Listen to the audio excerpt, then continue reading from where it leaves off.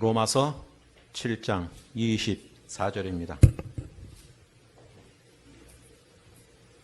오호라, 나는 공고한 사람이로다. 이 사망의 몸에서 누가 나를 건져내랴. 아멘. 예, 우리가 로마서를 하고 있습니다. 그리스도인들이 신앙생활을 하는 두 가지 유형이 있다고 저는 봅니다. 하나는 회개 중심의 신앙이에요.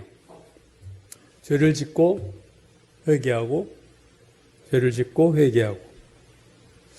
또 다른 유형은 죄와 적극적으로 싸우는 신앙입니다.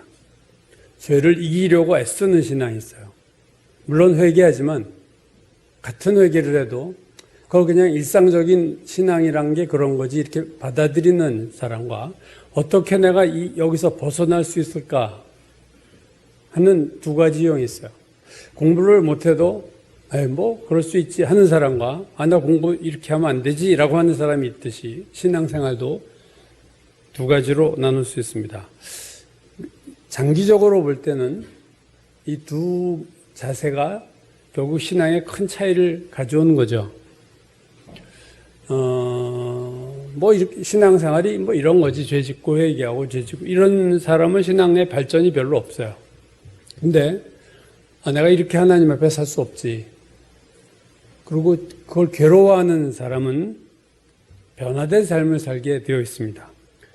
그러니까 신앙생활을 한다는 것은 우리가 신앙생활을 한다. 어떻게 생활하는 것이냐?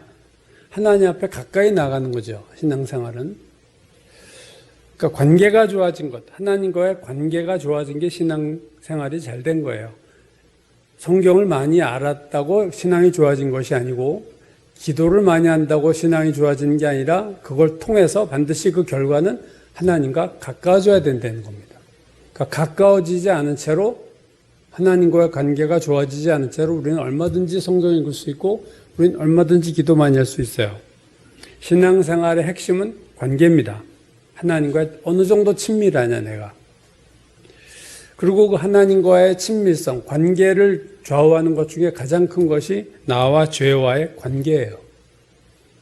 그러니까 신앙생활은 죄와 싸워서 이기는 것이 신앙생활이고 그렇게 될 때 하나님과 가까워지는 거죠. 그게 신앙생활의 핵심이다. 하나님과 가까워지는 것, 죄와 싸워 이기는 것은 동전의 앞면과 뒷면이에요. 하나님과 가까워지는 것은 죄와 멀어지는 것이고 하나님과 멀어진다는 얘기는 죄와 가까워지는 겁니다.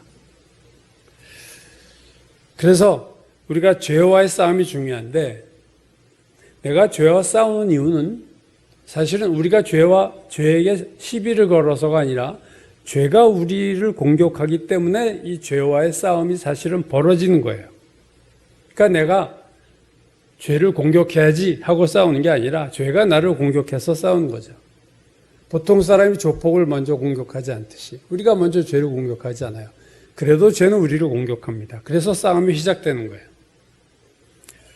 로마서 7장 14절 이하를 우리가 보고 이제 거의 결론 쪽으로 오고 있는데 7장 14절 이하는 내 안에서 일어나고 있는 죄와의 전쟁에 대한 말씀입니다. 내 안에서 내 마음으로는 하나님의 말씀을 즐거워하고 하나님 말씀대로 살기를 원하는데 내 안에 다른 존재가 있어 나를 죄로 끌고 가려고 한다. 그래서 죄와의 전쟁이 일어나는데 그 결과는 전쟁의 결과는 나의 패배라는 거죠. 그래서 23절 내 지체 속에서 한 다른 법이 내 마음의 법과 싸워 내 지체 속에 있는 죄의 법으로 나를 사로잡는다. 그걸 내가 보고 있다. 이 죄와의 전쟁 경험을 통해 로마서 7장에 나라는 인물은 몇 가지를 발견하죠. 첫 번째는 죄가 내 안에 있구나. 그리고 그 죄가 내 안에 어디에 있는가 하고 그 위치를 봤더니 육신 안에 있더라. 그리고 그 육신 안에 있는 죄와의 싸움에서 내가 매일 져서 포로로 잡아 끌려간다. 그래서 왜 패배하느냐 내가 할 때 무능함이다 그랬죠. 무능함. 내가 무능하다. 그리고 이 무능함으로 인해서 죄와 죄와 싸우고 패배한 전형적인 예로 제가 베드로 얘기를 들었어요. 지난번에. 베드로가 예수를 세 번 부인하고 저주하고 도망간 이유가 뭔가 예수님에 대한 지식이 부족해서가 아니었다는 거예요. 베드로가 뭔가 덜 배워서 그런 게 아니에요. 예수님 옆에서 3년 동안 베드로는 수많은 말씀을 예수님으로부터 직접 들었습니다. 그런 경험은 이 세상 모든 인간 중에서 베드로와 12제자 외에는 할 수 있는 사람이 없어요.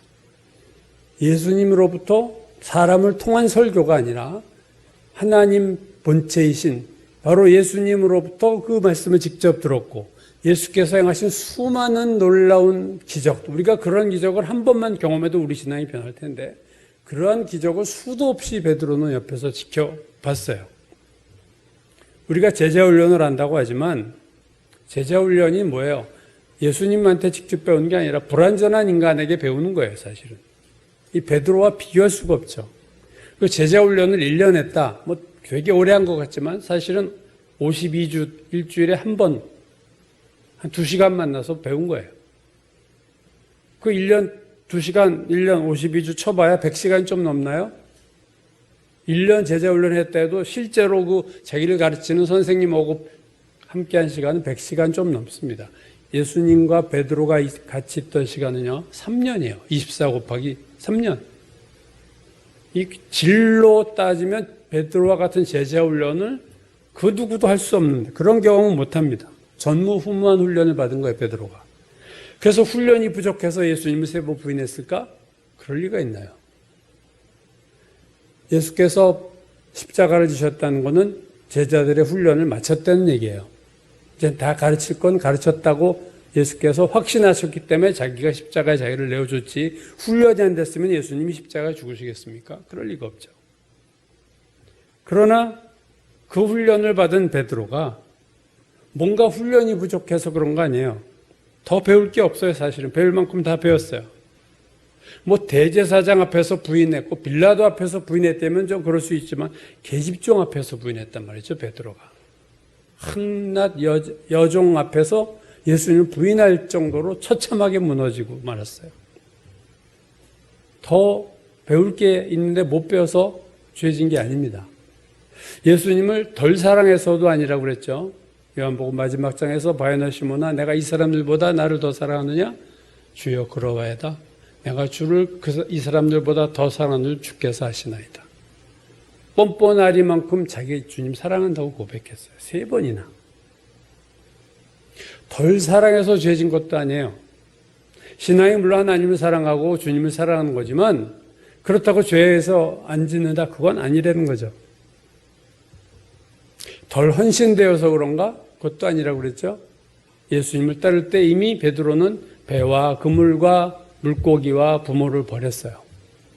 온전한 헌신을 했던 베드로입니다. 그러니까 베드로는 누구보다도 예수님을 사랑했고 누구보다도 예수님에 대해서 많은 훈련을 받았고 주님을 가장 많이 알고 있고 그가 주님을 사랑하고 헌신되어 있음에도 불구하고 처참하게 무너진 이유는 이런 것들이 아니라는 거예요. 신앙이 물론 주님을 사랑하고 많이 훈련받아야 되고 또 헌신해야 되는 거지만 그것으로 죄와 싸워 이기는 것은 아니라는 거죠.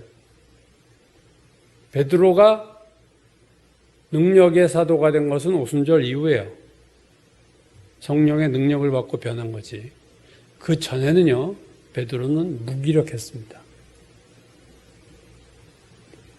베드로가 진 이유는, 죄와 싸워서 진 이유는 단 하나입니다. 단 하나예요. 영적으로 무능했어요. 베드로의 마음은 주님을 위해서 죽을 수 있다. 나 주님 사랑해. 이거 진짜였어요. 그러나 베드로의 몸은, 마음은 그랬는데 몸은 주님 예수 부인하고 저주하고 도망가 버렸어요. 로마서 7장 15절 말씀처럼 원하는 바 베드로가 원하는 바는 행하지 아니하고 베드로가 미워하는 것을 행하고 있었어요. 베드로가. 여러분 로마서 7장 14절에서 25절까지 나라는 인물이 신앙 형편없는 인물이 아니에요. 여기다 베드로를 대입해도 베드로도 적용이 될 만한 되게 깊이 있는 신앙을 가졌던 인물임이 분명합니다. 왜냐하면 그는 자기를 영적으로 성찰할 눈이 있었어요. 자기를 영적으로 객관적으로 분석할 줄 알았어요. 23절, 내 지체 속에서 한 다른 법이 내 마음의 법과 싸워 내 지체 속에 있는 죄의 법으로 나를 사로잡는 것을 내가 보는도다. 이거 보는 거 쉽지 않습니다, 여러분. 보고 있어요. 아, 이렇게 해서 내가 망한구나. 이것이 나의 문제구나. 그래서 그에게 부족한 것은 더 많은 영적 지식이 아니라, 더 많은 헌신이 아니라, 주님을 향한 더 많은 사랑이 아니라 영적 능력이 필요했다. 죄와 싸워 이기기 위해서는 그런 거죠. 자, 이제 오늘 본문 24절로 보면요. 오라 나는 공고한 사람이로다. 이 사망의 몸에서 누가 나를 건져내랴. 24절 오늘 말씀이 24절인데 두 개의 문장으로 되어 있죠. 첫 번째 문장은 오라 나는 공고한 사람이다. 두 번째 문장은 이 사망의 몸에서 누가 나를 건져내랴. 자, 먼저 첫 번째 문장을 보면요. 자신의 적나라한 내면의 모습을 본 이 나라는 인물은 좌절하고 있죠. 오라 나는 곤고한 사람이로다. 이 곤고하다라는 단어는 요즘 거의 안 쓰는 단어인데, 그래서 개혁성경 시리즈 외에는 모든 한글 성경들은 이 단어를 바꿨어요. 뭘로 바꿨느냐? 비참한. 비참한으로 바꿨어요. 새 번역, 아 나는 비참한 사람입니다. 현대인의 성경, 아 나는 얼마나 비참한 사람인가요? 비참하다는 말을 많이 쓰지, 곤고하다 이건 옛날 용어예요, 사실. 그러니까 자기가 죄와 싸움에서 져가지고 어떻게 보면 개같이 질질 끌려가는, 죄에게로 끌려가는 모습을 보면서 장탄식을 하는 거예요. 아, 참 나 비참한 사람이구나 내가.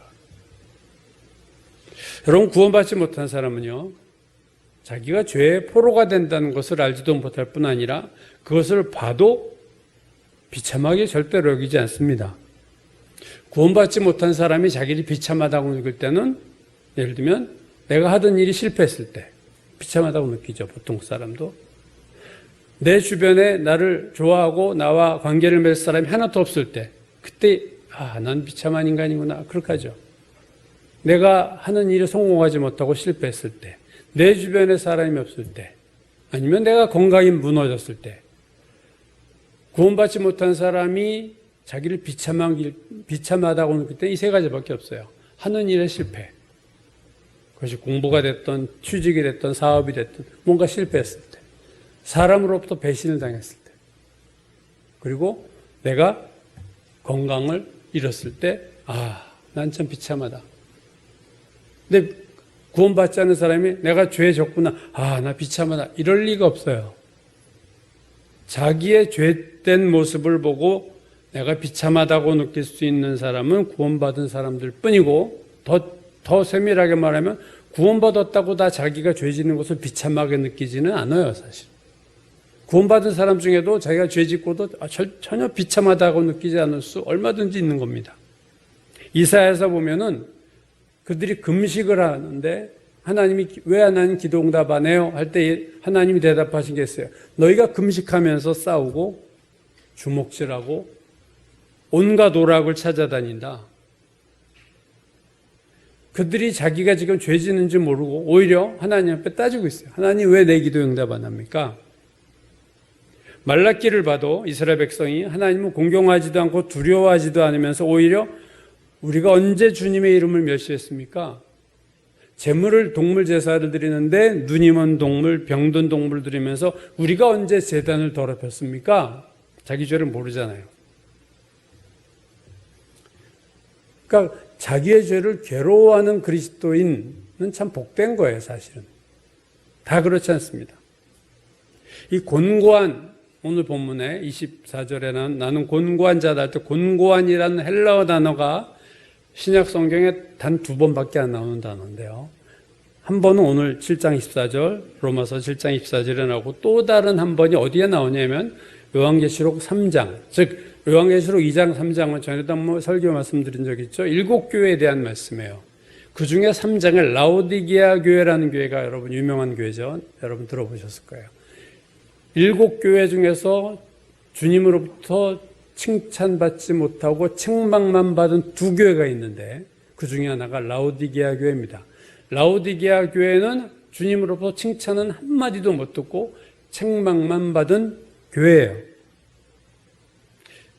그 똑같은 오늘 보면 곤고한과 똑같은 단어가 그 라오디게아 교회를 주님이 언급할 때 나옵니다. 요한계시록 3장 17절 내가 말하기를, 주님이 하신 말씀이에요. 라오디게아 교회 내가 말하기를 나는 부자라 부요하여 부족한 것이 없다 하지만 너의 곤고한 것과, 여기 나와요. 너의 곤고한 것과 가련한 것과 가난한 것과 눈먼 것과 벌거벗은 것을 알지 못하는도다. 라오디게아 교회는 스스로 평가는 이거였어요. 우리는 부자고 부요해서 부족한 것이 없는 교회다.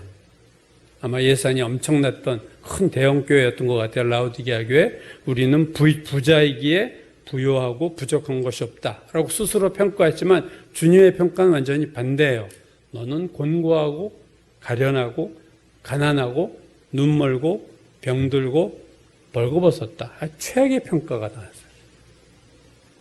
라오디게아 교회의 문제는 곤고한 교회였습니다. 근데 더 심각한 것은 자기가 곤고하다는 것을 모르고 있었어요. 라오디게아 교회가. 오늘 믿는 자들도 저는 둘 중에 하나입니다. 로마서 7장에 나처럼 내가 곤고하다는 것을 아는 교회가 있고 내가 곤고하다는 것을 모르는 교회가 있고요. 내가 곤고한 자임을 아는 교인이 있고 곤고한 자임을 모르는 교인이 있을 수 있다는 거죠. 오늘 로마서 7장에 나는 자기의 모습을 적나라하게 아는 사람이었습니다. 그렇기 때문에 어떤 면에서는 내가 참 죄가 많은 인간이구나 라는 것 참 은혜예요.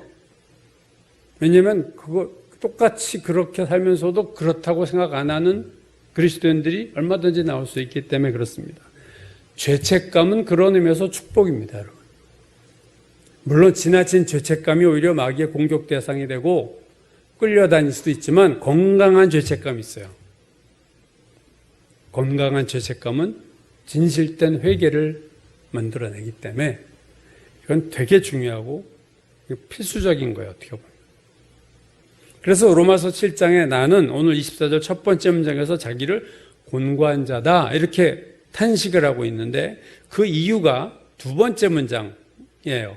이 사망의 몸에서 누가 나를 건져내랴. 자, 왜 내가 곤고한 자라고 생각하느냐? 내가 자신의 모습이 사망의 몸이에요. 사망의 몸. 사망의 몸이라는 것은 내 몸이 지금 죽었다. 그런 의미는 아니죠. 죽었으면 어떻게 이런 말을 하겠어요. 또 사망의 몸이 내가 장차 죽을 몸이다. 그런 의미도 아니에요. 사람은 누구나 다 장차 죽죠. 또 이 사망의 몸이 내가 장차 더 멀리 미래로 봐서 나 지옥에 갈 몸이다. 그런 의미도 아닙니다. 지옥에 갈 몸은 구원받지 못할 때 얘기고 정말로 구원을 받은 자는요, 이미 지옥에 갈 몸은 아니에요. 그런 의미에서 사망의 몸은 아닙니다. 그럼 이 사망의 몸이 뭐냐? 오늘 본문이 말하는 이 사망의 몸 할 때 그냥 사망이라고 하지 않고 이 사망, 영어에서 this, 이러한 사망, 뭔가 지시대명사에 뭔가 가리키는 거예요. 이 사망, 이러한 사망. 그럼 바로 앞절입니다. 23절, 24절 같이 볼까요? 내 지체 속에서 한 다른 법이 내 마음의 법과 싸워 내 지체 속에는 죄의 법으로 나를 사로잡는 것을 보는도다. 오라 난 공고한 사람이로다. 이 사망의 몸에서. 그러니까 이 사망의 몸은 24절에 앞에 23절을 받고 있어요. 뭐예요? 죄와의 싸움에서 져가지고 포로가 돼서 죄에게 끌려가는 자신, 그걸 사망의 몸이라고 표현하고 있다는 거죠. 그러니까 24절은 이렇게 말하는 거예요. 나는 비참한 사람이구나. 누가 나를 이 죄된 삶으로부터 건져낼 수 있을까? 죄된 삶. 냄새는 우리에게 해주신 사실 되게 중요한 특징이에요. 냄새를 우리가 못 맡으면 우리 정말 사는데 엄청난 문제가 생길 수 있을 거예요. 그런데요, 영의 냄새도 있어요. 육신의 코로 맡는 냄새도 있지만 영의 냄새가 있습니다. 고린도후서 2장 14절. 우리 영의 냄새를 이렇게 말해요. 항상 우리를 그리스도 안에서 이기게 하시고 우리로 말미암아 각처에서 그리스도를 아는 냄새를 나타내시는 하나님께 감사하노라. 우리로 그리스도라는 냄새를 우리에게서 그 그리스도라는 냄새를 나게 하시는 하나님. 그리고 그 냄새가 뭐냐? 그 다음 15절 우리는 구원받은 자에게나 망하는 자에게나 하나님 앞에서 그리스도의 향기다. 그러니까 그리스도의 향기라는 냄새가 있어요. 이건 세상에서 전혀 세상 냄새가 아니죠. 근데요, 이 냄새가 누구에게 나냐 할 때 바울이 고린도서 2장 14절에서 이렇게 얘기했어요. 항상 우리를 그리스도 안에서 이기게 하시고 우리로 말미암아 그리스도라는 냄새를 난다. 지금 고린도 후서니까 고린도 교회는 너희라고 얘기했어요. 여기서 우리는 누구냐면 바울을 포함해서 바울의 동료 실루아노와 디모데를 얘기하는 겁니다. 고린도 후서에 나오는 거예요. 그러니까 우리는 지금 이 고린도 교회가 아니에요. 바울의, 그러니까 하나님의 사역자 바울, 실루아노, 디모데, 우리, 이 셋, 우리로 말미암아 각처에서 그리스도라는 냄새를 나타내는데 그 앞에 무슨 얘기가 있어요? 항상 우리를 그리스도 안에서 이기게 하시고, 자, 이 되게 중요한 단어 나왔죠. 우리를 이기게 하시고 우리에게서 그리스도의 냄새를 나게 한다. 즉 그리스도의 냄새가 누구에게서 납니까? 이긴 자에게서 나는 거예요, 여러분. 죄와 싸워 이긴 자에게서 나는 냄새가 있습니다. 그리스도의 냄새. 우리로 그리스도 안에서 이기게 하시고 그리스도라는 냄새를 나타내신 하나님께 감사한다. 죄와 싸워 이긴 자에게 그리스도의 냄새가 난다면 죄와 싸워 진 자에게서는 죽음의 냄새가 나는 거예요. 죄의 삭은 사망이라. 죄는 죽음입니다, 여러분. 영적으로 죽은 거예요. 하나님 앞에서 죄는 죽은 거예요. 저 죄를 지은 자는 사망의 몸인 거예요. 죽음의 몸인 거예요. 그래서 오늘 본문이 말하는 사망, 이 사망의 몸은 늘 죄 짓는 삶을 사는 나, 죄에게 져서 포로로 끌려가는 나, 이 사망의 몸에서 누가 나를 건져내랴? 누가 나를 건져내랴? 자, 사망의 몸과 함께 또한 중요한 단어는 건져낸다라는 단어예요. 이 건져낸다고 할 때 무엇으로부터 건져내느냐? 사망의 몸에서 누가 나를 건져내겠느냐? 여러분, 오늘 이 본문은요, 지옥에서 나를 건져내랴 그 말 아니에요. 지금 죄의 용서를 구하는 것도 아니야. 하나님 나를 용서해 주세요도 아니에요. 죄 짓는 몸으로부터 나를 건져달라는 거예요. 죄 짓지 않는 몸이 되게 해달라는 거예요. 지금 초점은 나를 구원해 주고 내 죄 지은 죄를 용서해 주시고 그런 회개도 아니요, 나를 지옥 안 가게 해주세요 그것도 아니고, 하나님 내 몸이 더 이상 죄 짓지 않게 해주십시오. 내가 더 이상 죄에 끌려 사는 삶을 살지 않게 해주십시오. 예수 믿지 않은 자는 하나님 나를 심판받지 않고 지옥에 가지 않게 해주세요. 이게 그들의 기도지만 이미 구원받은 자는요, 주님 나를 지옥 가지 않게 해주세요. 그 기도할 필요가 없는 거죠. 우리의 기도는 뭐예요? 죄 짓는 삶을 살지 않게 하옵소서. 이미 구원받은 자에게 필요한 구원은 죄 짓는 삶으로부터의 구원이에요, 여러분. 이게 되게 중요한 건데 우리가 이걸 되게 그냥 회개하면 되지 이렇게 넘어가는 거지만 사실은요, 앞에서 얘기했듯이 하나님과 가까이 가는 것이 신앙생활의 본질인데 그러려면 반드시 이 죄 문제가 해결이 돼야 되는 거고, 회개한 것도 하나 해결이지만 소극적인 해결이고, 적극적인 해결은 뭐냐면 내가 점점 죄를 안 짓는 자가 되는 거예요. 이 사망에서 누가 나를 건져내랴. 오늘 24절은 한 단어가 되게 중요한데요, 마지막으로 볼 중요한 단어는요, 누가예요. 누가 나를 건져내랴. 누가. 자, 로마서 7장에 나오는 나라는 인물은 죄와 치열하게 싸웠어요. 7장 14절부터 시작되는 이 나라는 인물의 자기 고백에서 여러 번 나오는 반복적인 단어가 있습니다. 그것은 원한다는 단어예요. 화면 좀 보여주시겠어요?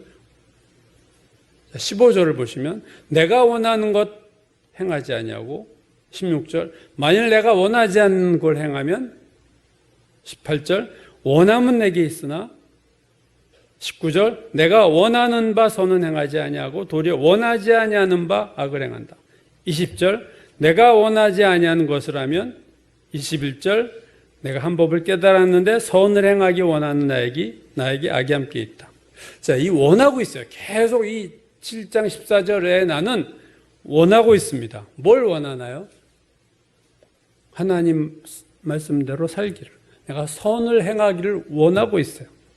내가 하나님의 말씀을 즐거워하는 내가 그 즐거워하는 것대로 내가 그것을 행하기를 원하는데, 그래서 나는 7장에 나는 내가 원하면 되는 줄 알았어요.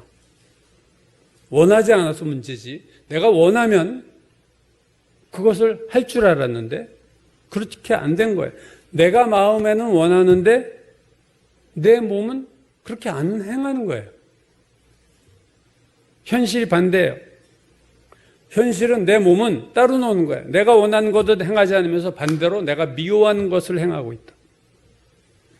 내 마음과 실제의 삶이 따로 가는 거죠. 나는 내가 원하는 대로 최선을 다해 살려고 했는데 결과는 싸움에 져서 죄의 포로가 돼서 끌려가는 것을 자기가 스스로 보고 있는 거예요. 그래서 탄식하죠. 오란한 공고한 사람이다. 여러분, 이 고백의 7장 24절의 고백의 의미는 되게 중요합니다. 그것은 뭐냐면 7장 24절 고백의 의미는요, 한마디로 나는 안 된다. 그 선언이에요.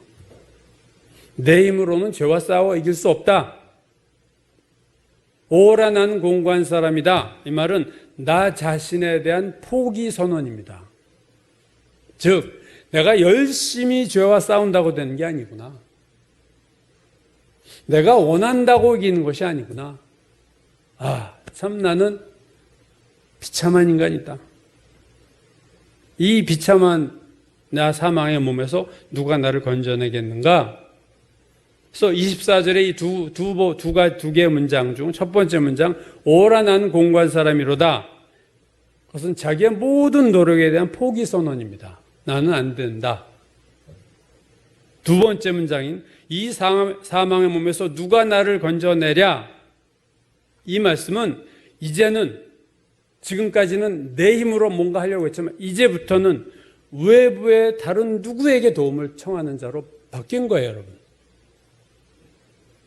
누가 나를 건져내랴 하는 그 외침의 밑바닥에는 이제는 내가 안 되니 누가 나 좀 도와주세요 하는 얘기예요. 외부로부터 이제는 도움을 구하는 겁니다. 그래서 24절의 뜻은 그거예요. 내 힘으로는 더 이상 안 돼. 그러니까 누가 나 좀 구해주세요.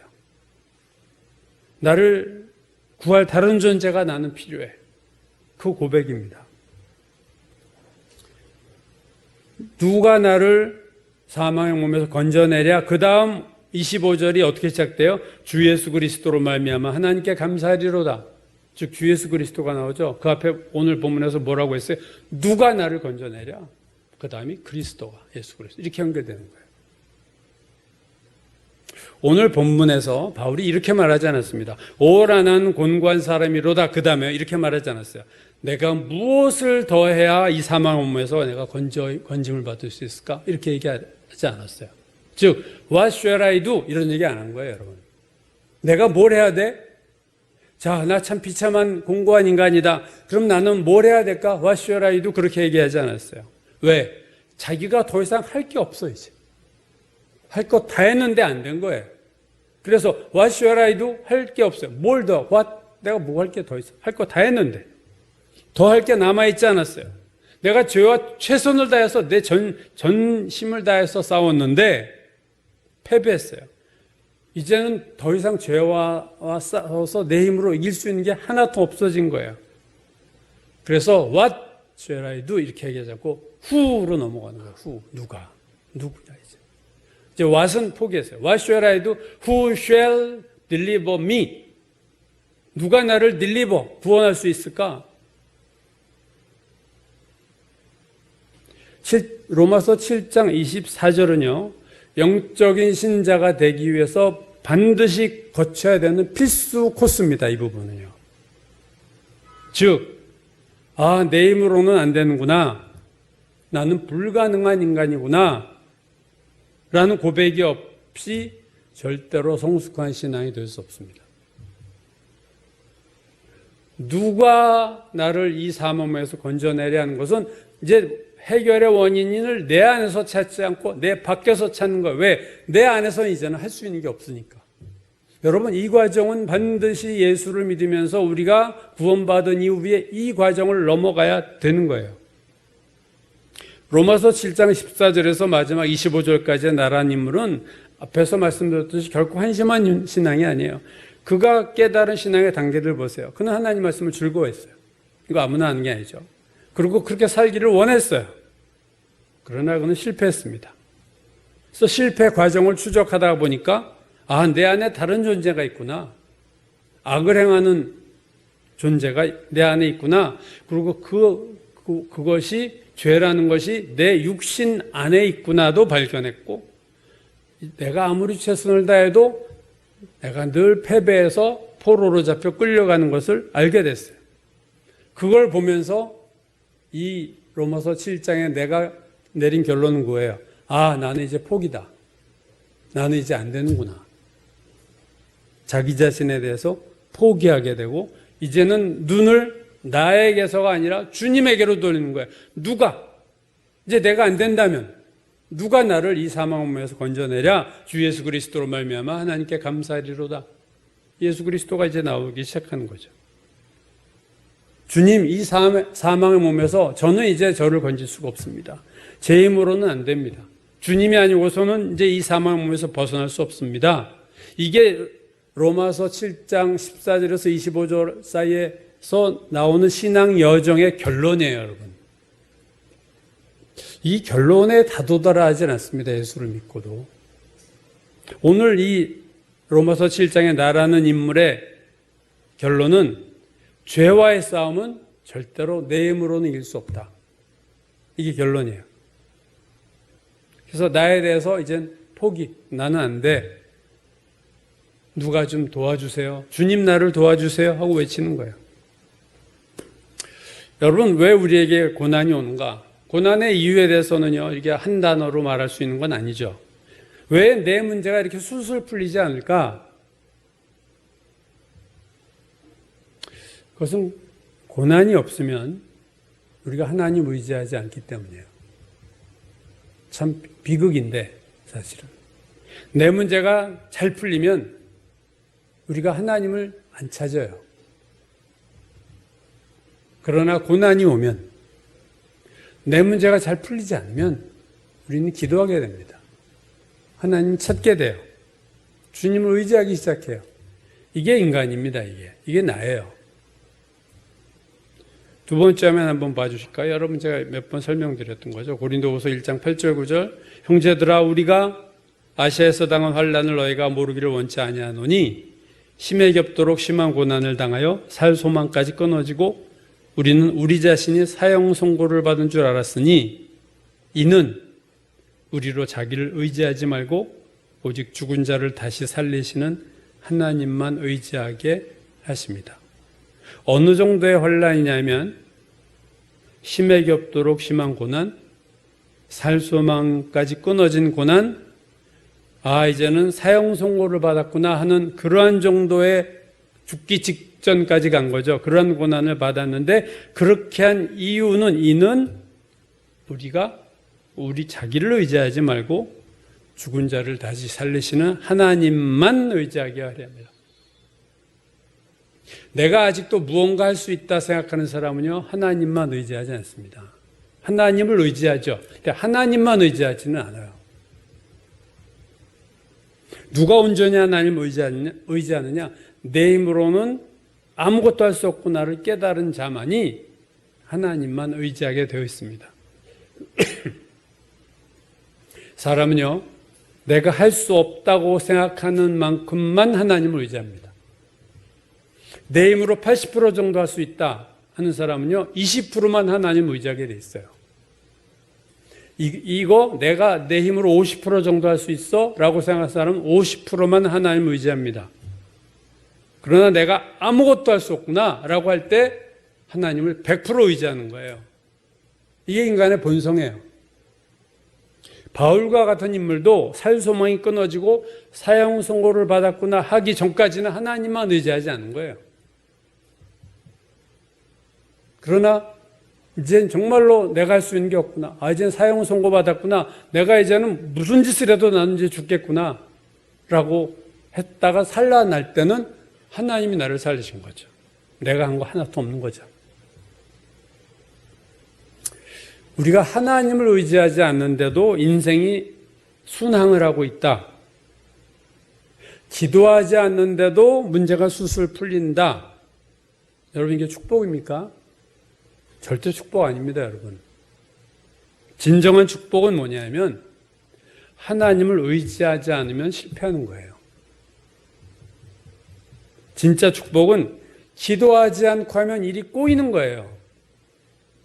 그게 진짜 축복이에요. 나 기도 안 하고 살아. 우리 자녀가 기도도 안 하고 마음대로 사는데 잘 돼요. 여러분, 그거 축복입니까? 어느 날 한번 대형 사고 날 수도 있어요, 여러분. 모르는 일이에요. 기도하셔야 돼요. 기도 안 하는데 하나님 의지하는데도 인생이 잘 되는 거 절대 축복이 아닙니다. 아주 세상으로 가거나 아니면 얻어맞고 돌아오든가 둘 중에 하나밖에 없어요. 남은 거는. 기도하지 않으면 일이 잘 안 돼야 돼요. 하나님 의지하지 않으면 실패해야 됩니다. 이게 축복이에요. 그래야 우리가 하나님을 찾아요. 하나님을 더 의지합니다. 베드로가 예수를 3번 부인한 사건을 다시 한번 보면요. 만약에 베드로가 말한 것처럼 다 주를 버릴지라도 나는 결코 버리지 않겠습니다 했는데 정말로 베드로만 버리지 않았어요, 예수님을. 그럼 베드로가 어떻게 됐겠을까요? 주님 의지하겠어요? 아닙니다. 역시 나는 역시 다른 제자들하고 나는 다르다. 내가 주와 함께 죽을지언정 주를 부인하지 않겠나이다. 베드로가 이렇게 말했어요. 죽을지언정 주를 부인하지 않겠습니다. 만약에 주를 부인 안 했어요. 계집종이 물었는데도 그래, 나 예수의 제자다. 이렇게 얘기했으면요. 베드로가 사도행전에 훌륭한 사도가 됐을까요? 될 수 없습니다. 자기를 의지했는데 다 주를 버릴지라도 저는 주를 부인하지 않습니다. 다 주님 버려도 저는 결코 버리지 않습니다. 해서 자기가 말한 대로 안 됐어요. 그때 베드로가 자기 포기를 하는 거예요. 나는 안 되는 인간이구나. 그렇게 3년 동안 예수님으로부터 엄청난 신앙적인 훈련을 받았고 내가 주님을 사랑하고 주님께 내모는 것을 버렸는데도 내가 안 되는구나. 이걸 깨달아야 되는 거죠. 우리가 요즘 패러다임이란 말을 많이 써요, 사회에서. 패러다임의 전환, 패러다임 시프트라는 말을 쓰는데, 이게 제가 대학원 다닐 때 그 토마스 쿤이라는 사람의 책을 그때 대학원 다닐 때 이 책을 많이 봤는데 그 책에서 이 토마스 쿤이라는 사회 과학 철학자죠, 사실. 그 사람이 이 패러다임을 처음 썼던 사람인데 그때 1980년대, 70년대죠. 그 사람이 책을 쓴 게. 그 70년대부터 나온 단어인데 사실은 요즘 많이 쓰죠. 제3의 물결이다, 제4차 혁명이다, AI 혁명이다. 이게 다 패러다임이 바뀌는 거예요. 패러다임의 전환이죠. 여러분, 마찬가지로 오늘 로마서 7장 24절은 신앙의 패러다임이 바뀌는 거예요. 신앙에 있어서 혁명적인 변화다. 내가 할 수 있다. 내가 애쓰면 된다. 주님을 위해서 사는 삶, 주님께 헌신하는 것도 내가 하면 되고, 내가 애쓰면 된다. 죄와 싸우는 것도 내가 싸우면 이길 수 있다. 그러한 신앙에서, 나는 안 된다. 주님만이 가능하다. 라는 신앙으로의 변화를 보여주는 게 오늘 로마서 7장 24절입니다. 내 열심을 믿는 신앙, 나를 신뢰하는 신앙에서 오직 주님만 의지하고 신뢰하는 신앙으로 이제 바뀌는 거예요. 누가 나를 건져내랴? 이 말은 이제 나는 포기한 거예요. 내 안에는 해법이 없는 거예요. 내 안에 해법이 있었으면 절대로 누가라는 말을 쓰지 않고 What shall I do? 또 그 얘기했을 거예요. 내가 뭘 더 해야 될까? 내가 죄와 싸워 이기려면 내가 어떻게 더 다시 하면 될까? 이런 시도를 했겠지만 오늘 이 로마서 7장에 나는 포기해요. 나는 안 되는구나 확실히 알고 누가 나를 구해주랴? 예수 그리스도로 말미암아 하나님께 감사한다. 주님으로 귀결되고 있죠. 작년에 고인이 되신 김동일 교수의 시집을 제가 어떻게 알게 됐어요. 알프레드 테니슨이라는 시인을 알게 됐는데 이 김동일 교수가 참 대단한 인물이 한 영시를 200에서 300편을 외우고 있어요. 자주 인용했던 시 중에 하나가 이 알프레드 테니슨의 시였다고 합니다. 이 알프레드 테니슨은요, 영국이 대영제국, 해가 지지 않는 나라라고 불렸던 시대가 빅토리아 여왕 때거든요. 1800년대. 이때 영국의 시인으로서 그 영국 여왕의 그 황실로부터 개관 시인이라는 칭호를 받아서, 개관은 올림픽 우승한 사람에게 그 개관을 주죠. 그것처럼 그 시대에 한 명에게만 주는 칭호입니다. 명예로운 개관 시인의 칭호를, 영국이 가장 강력했을 때에 이 칭호를 얻은 것이 알프레드 테니슨이에요. 이 알프레드 테니슨은 찬송시도 많이 써서 우리가 송구영신 때 부르는 554장 종소리 크게 울려라, 이것도 테니슨의 시에서 찬송가 가사가 나온 거죠. 이 김동일 교수가 자주 암송했던 두 편의 시 중에 하나가 테니슨의 눈물이여 속절없는 눈물이여, 이런 시가 있습니다. 요즘은 시가 좋아요. 이렇게 긴 산문보다 이렇게 딱 끊어 짧으면서도 생각하게 해주는. 근데 이 알프레드 테니슨의 눈물이여 속절없는 눈물이여, 이 시에 이런 구절이 나옵니다. 눈물이여 속절없는 눈물이여 나 그 뜻을 헤아리지 못하네. 내가 막 눈물이 나는데 나도 그걸 왜 나는지 모르겠어, 그 말이에요. 그 다음에 이런 말이 납니다. 거룩한 절망의 기품에서 생겨나. 눈물의 원천이 뭐냐? 거룩한 절망의 기품에서 생겨나 가슴에 솟구쳐 올라, 가슴에 그 눈물이 올라와서 두 눈에 고이는 눈물. 참 표현이 기가 막히죠? 거룩한 절망의 기품에서 생겨나서 가슴에 솟구쳐 두 눈에 고이는 눈물. 테니슨이 이 시를 쓴 장소가 폐허가 된 수도원이었다고 합니다. 그러니까 이미 다 없어진 수도원. 38살의 테니슨이 폐허가 된 수도원 앞에서 속절없는 눈물, 자기도 할 수 없는 흘러나는 눈물, 이게 어떤 눈물이었을까? 테니슨은 그것을 거룩한 절망의 기품에서 나오는 눈물이다. Divine Despair. 신앙적인 눈물이에요. 거룩한 절망. 저는 이 말이 참 와닿은 단어예요. 거룩한 절망. 깊은 거룩한 절망. 여기에서 눈물이 샘솟아서 가슴에 차오르고, 가슴에 차오른 눈물이 두 눈에 고였다. 저는 오늘 로마서 7장 24절의 이 고백도 거룩한 절망입니다. 그렇죠? 오라 나는 공고한 자다. 거룩한 절망이에요. 거룩한 절망인 이유는 내가 하나님 뜻대로 살고 싶은데 안 돼. 그게 거룩한 절망이에요. 여러분, 이러한 거룩한 절망을 느끼는 자가 복된 거예요. 많은 그리스도인들은요, 이 거룩한 절망이 없습니다. 오로지 예수 믿고 됐으니 이제 더 좋은 일 생기고 더 복받고 여기에만 관심 있고, 그게 안 될 때 절망하지, 세상적인 절망을 그리스도인들이 많이 하지, 거룩한 절망을 하는 것은 그렇게 쉬운 게 아니에요, 사실. 내가 모든 일이 잘 돌아가는데도 내가 죄 짓고 살고 죄를 벗어나지 못해, 거기에 절망해야 되는 거예요, 여러분. 그래도 나는 우리 자녀들 잘 되고 내가 하는 일도 잘 되고 나 건강하고 친구도 많고 나 아무 문제 없어. 그리고 룰루랄라 이렇게 사는 것은요, 아직도 갈 길이 멀다. 아직도 하나님 앞에 멀리 떨어져 있다. 그런 의미입니다, 그게. 베드로가 예수를 3번 부인하고 닭이 우는 소리를 들었을 때 예수님이 하셨던 말씀이 생각나서 밖에 나가서 심히 통곡했다. 이 통곡이 뭐예요? 이게 거룩한 절망이에요. 베드로도 거룩한 절망을 한 거예요. 나 정말 주님을 위해서 살고 싶었는데, 내가 다 주를 버릴지라도 나는 주를 안 버리려고 했는데, 내가 이렇게 되는구나. 내가 이 수준이구나. 여러분, 이 베드로의 통곡이 없으면요, 사도행전 2장에서 그렇게 열흘 동안 열심히 기도하지 않아요. 나에 대해서 포기한 자가 그런 기도를 할 수 있는 겁니다. 내가 아직도 할 수 있는데 내가 왜 그렇게 열심히 기도하겠어요? 내가 뭐 해도 아직 내가 가능한 것들이 많이 있다고 생각하는 자는 절대로 하나님 옆에 나가서 무릎 꿇고 기도하지 않습니다.